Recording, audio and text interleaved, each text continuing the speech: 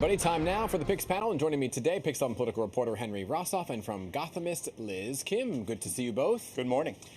All right, so let's talk about Mayor Adams' big announcement on the new plan, first and foremost, to handle the migrant crisis, okay? It was part of the blueprint, as he calls it, which includes, for those who don't know, throw it up, creating an office of asylum seekers, and then also establish this 24/7 arrival center to move the drop-offs away from the Port Authority. Now, it's a big idea, right? But it seems to lack an actual timeline or specifics. So, Henry, let me begin with you. Any idea of when most of these changes go into effect and who's in charge?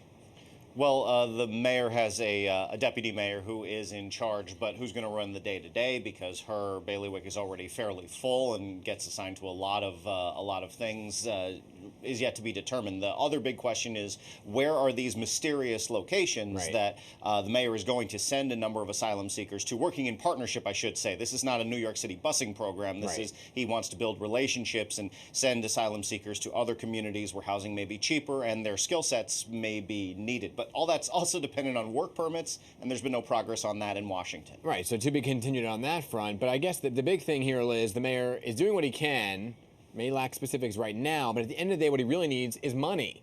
And he's been shouting that from the rooftops. We've been talking about it for months.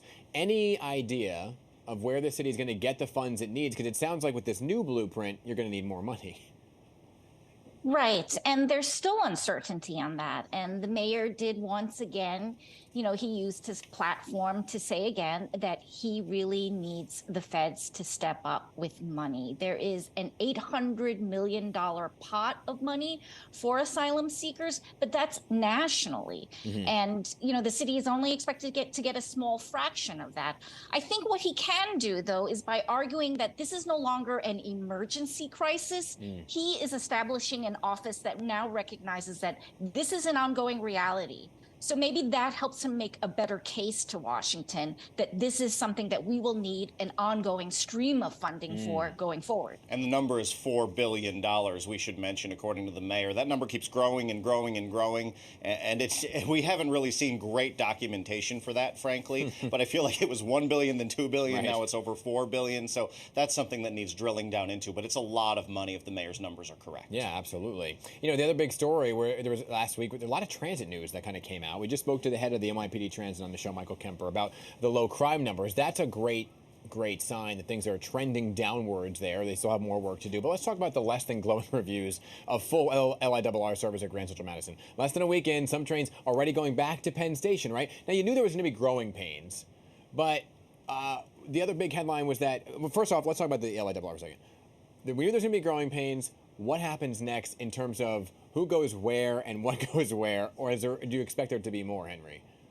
I would say that we're going to be in this cycle for a little while until the MTA figures out what riders want and riders figure out what the MTA is doing, which has been a bit of a moving target to try and accommodate riders. Listen, at the core of the issue, what's happening here is trains are getting so stacked up at Jamaica Station that's creating a mess there, and there's very little room for error. A routine breakdown happens, and no one begrudges one train breaking down once in a while. That's just part of running a rail system, but that happens when you're having trains back to back to back. It cascades very quickly. I will also add Brooklyn commuters frustrated by all of the changes, both the quote-unquote improvements and the initial schedule. Atlantic Terminal is not getting the best service right now. Right, but, growing pains. Maybe by the time people get accustomed to it and, maybe they'll get used to it and see how it all plays out. But the other big headline, Liz, City Council Speaker Adrian Adams calling to double the eligibility for fair fares. Now, that's at a time when the transit system needs the money.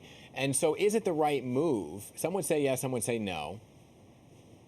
What do you think, Liz? Well, if right now, if the MTA is thinking about raising fares, that really hurts working class New Yorkers. So I think actually it comes at the right time. And that was basically how Adrienne Adams elected to frame her state of the city. Was she is looking out for working class New Yorkers, very much in some ways similar to what the mayor did, but also a direct response and sort of a rebuttal to his plan for the city's policies going forward.